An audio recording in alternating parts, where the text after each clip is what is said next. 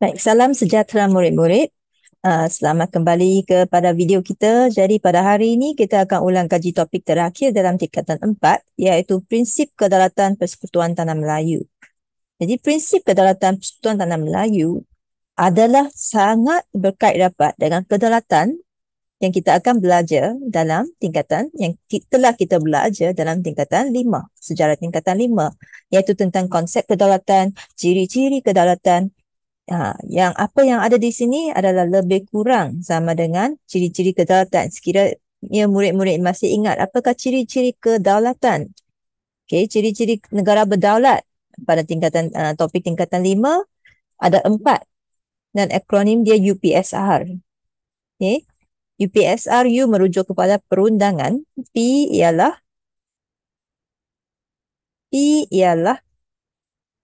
apa dia ni? Apa dia dah? P yang kedua ialah pemerintahan. Okey, tadi sekejap ni tak muncul.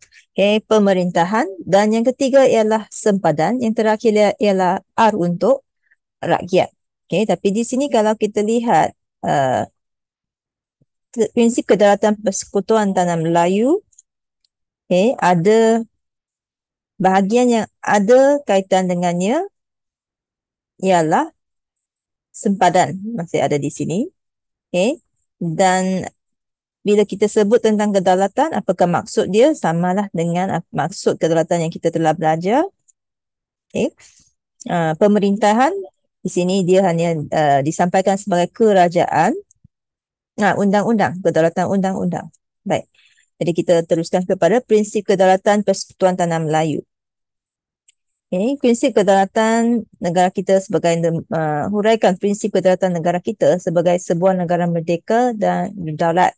Jadi di sini perbezaan dia prinsip dan bukannya ciri. Jadi prinsip dia ialah apabila kita sebut sesebuah negara berdaulat, asas dia ialah kedaulatan ialah kuasa tertinggi. Hal ini kerana negara adalah bebas daripada kuasa luar dan PTM adalah sebuah negara yang telah memperoleh kedaulatan. Hal ini kerana kita boleh membuat keputusan tentang hal yang berhubung dengan pentadbiran dan politik. Jadi kita bebas membuat keputusan sendiri. Itulah yang menunjukkan kita ada kedaulatan. Dan yang seterusnya, sesebuah negara yang ada kedaulatan mestinya mempunyai wilayah pengaruh, iaitu kawasan yang mempunyai sempadan untuk membentuk Persekutuan Tanah Melayu. Okay. Pada masa yang sama juga mempunyai kerajaan. Jadi mesti mempunyai tempat. Dari wilayah pengaruh tu tempat dia. Okay. Dan tempat tu mesti ada sempadan. Seterusnya dia mesti ada kerajaan dengan ketua yang dipilih oleh rakyat untuk menguruskan dan mentadbir negara. Seterusnya untuk mengawal rakyat, okay, sebab terdapat ramai orang yang tinggal bersama dalam sesebuah negara, maka perlu ada kedaulatan undang-undang. Okay, oleh itu kerajaan dan rakyat adalah tertakluk di bawah undang-undang. Dan akhir sekali terdapat juga lambang kebangsaan, iaitu contohnya seperti jata negara, lagu kebangsaan, bendera kebangsaan, bunga kebangsaan. Semua lambang ini adalah adalah menjadi simbol perpaduan negara dan juga menjadi lambang kedaulatan serta lambang jati diri negara kita, sebab di dalamnya terdapat pelbagai elemen, pelbagai komponen yang mewakili, yang mempunyai maksud dia, yang mewakili sesuatu yang penting dalam negara kita. Oleh itu, simbol-simbol ini, lambang-lambang ini haruslah dihormati, okay, oleh semua rakyat. Baik. Jadi sebenarnya di sini rakyat juga merupakan salah satulah daripada prinsip kedaulatan. Okay. Jadi cikgu rujuk flashcard sekejap, mungkin dalam nota ini cikgu gunakan hari ini, cikgu gunakan Jom Nak Lulus 2023 adalah agak ringkaslah. Isinya tentang prinsip kedaulatan. Jadi kita cuba lihat di sini. Okey, baik. Okey, kita ini pun samalah, highlight hanya 4. Kedaulatan, wilayah pengaruh, kerajaan dan kedaulatan undang-undang. Namun kalau kita rujuk buku teks, okey, dia termasuk juga bahagian pengiktirafan sebagai rakyat, iaitu bila kita menjadi rakyat kita dapat hak asasi. hak yang dimiliki oleh individu. Yang ini kita juga belajar dalam tingkatan 5 nanti, iaitu hak asasi, hak kebebasan bersuara, dan semua pihak perlulah kita ada tanggungjawab terhadap negara dan semua pihak perlulah bertanggungjawab untuk menggunakan hak masing-masing dengan bijak bagi mengekalkan keharmonian dan kemakmuran negara. Okay. Jadi mungkin bahagian ini dia lebih panjang lebar sedikit, jadi telah diringkaskanlah dalam nota-nota tadi. Okay. Baik, sekarang kita rujuk kepada soalan.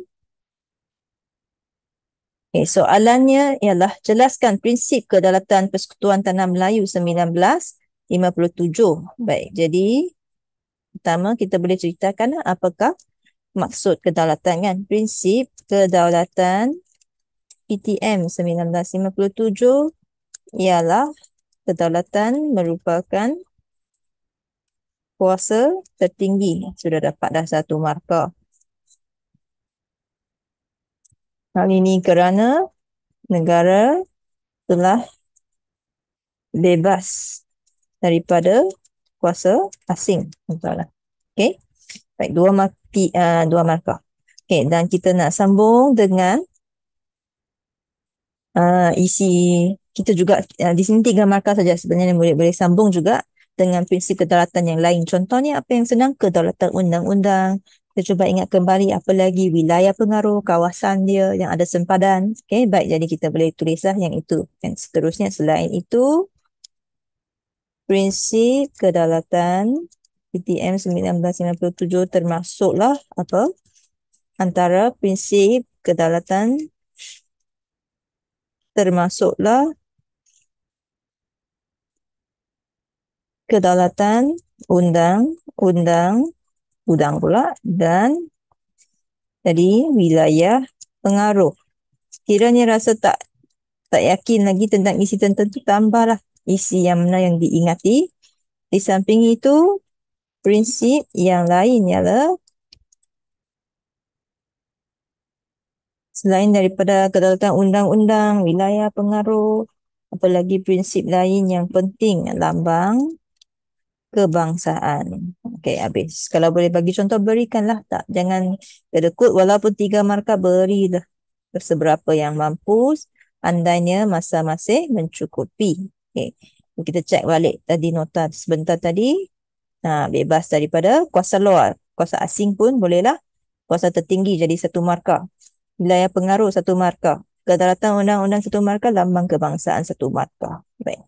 Jadi dapatlah kita 5 sekiranya kita ikut tadi 1, 2, 3, 4, 5. Tapi maksimumnya 3 markah. Baik, soalan kebat pula. Sesebuah negara yang berdaulat memberikan manfaat kepada rakyatnya. Berikan pendapat anda. Jadi soalan ini pertama sekali kita nampak dia adalah pernyataan dan minta anda berikan pendapat. Jadi biasanya murid-murid bila kita nampak soalan sebegini kita kena fikir kebat kesan. Tetapi namun begitu kita kena lebih teliti, kita baca balik pernyataan dia. Pernyataan dia di sini sesebuah negara berdaulat memberikan manfaat. Jadi kita highlight ini adalah kata kunci. Yang kedua, yang memberi clue kepada kita, memberi hint kepada kita, yang ini adalah kebat kesan sebab manfaat ini adalah termasuk dalam kesan-kesan yang baik. Apakah kesan yang baik sesebuah negara yang berdaulat beri kepada rakyatnya? Jadi tak susah soalan ini, kita hanya ingat kembali apakah kebat kesan dari segi politik, ekonomi dan sosial. Jadi sesebuah negara yang berdaulat memberikan manfaat kepada rakyatnya kerana dapat menjamin kestabilan politik. Okay. Ayat yang lebih formal macam ni. Sekiranya memang tak mampu nak hafal, dapat menjadikan politik negara stabil. Lepas itu ceritakan mengapa hal ini kerana mengapakah boleh jadikan politik negara stabil bila sesebuah negara berdaulat dapat mengelakkan campur tangan asing, sebab kita dah berdaulat. Negara asing dia tak akan campur tangan dalam urusan negara kita. Okey.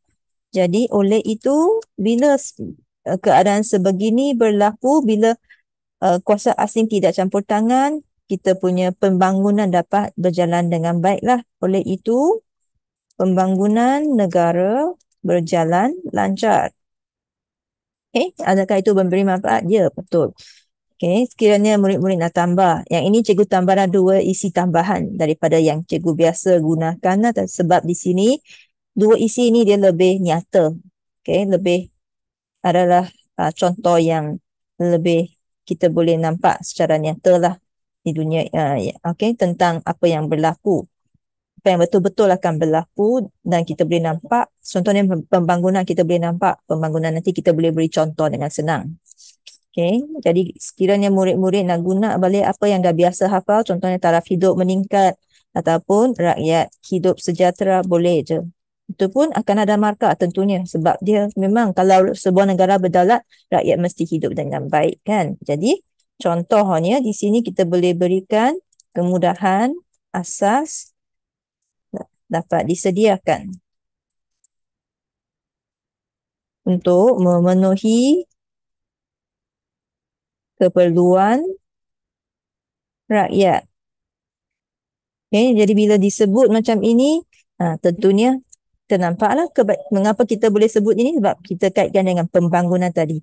Maka senang untuk kita bagi contoh isi sebegini, pembangunan negara berjalan lancar, maka bagaimana ditunjukkan, kita nampak di negara ini ada segala kemudahan asas. Contohnya apa? Contoh yang kita senang nampak juga, murid-murid ada yang mengambil bas ke sekolah. Itulah antaranya pengangkutan awam yang disediakan oleh kerajaan untuk menyenangkan hidup rakyat. Dari mana datangnya ini? Dari pembangunan negara yang lancar. Dari mana, mengapa negara kita boleh bangun dengan sebegini lancar? Kerana kita ada kedaulatan yang menjadikan negara kita stabil, negara kita aman, dan barulah kita dapat gunakan kemudahan asas ini dengan begitu baik, okay? Dengan begitu senang, begitu mudah. Okay? Jadi itulah caranya untuk kita bina ayat gunakan shock. Okay? Kesimpulannya, okay, kita juga yang ini dah ayat terakhir, kita boleh ulang balik isi kita. Kalau kita dah yakin dah, tak ada masalah, kita boleh ulang balik. Politik negara stabil, kalau nak tambah sikit, dan negara aman, sekiranya adalah manfaat sesebuah negara, manfaat yang dapat diberikan oleh sesebuah negara berdaulat kepada rakyatnya. Okey, senang. Baik, itulah caranya kita akan dapat 1 markah politik stabil, 1 markah mengelakkan campur tangan, 1 markah pembangunan lancar, 1 markah rakyat hidup sejahtera, 1 markah untuk contoh, 1 markah untuk negara aman. Jadi sebenarnya dah 6 atau 7 markah. Tapi maksimumnya kita dapat 4 markah. Baik. Itulah cara dia. Kita jawab soalan kebat, isi dia senang, isi dia kita boleh kaitkan dengan hidup kita, maka senang untuk kita ingat. Okay, baik. Jadi itu sahajalah untuk sesi kita pada hari ini. Sekian, terima kasih.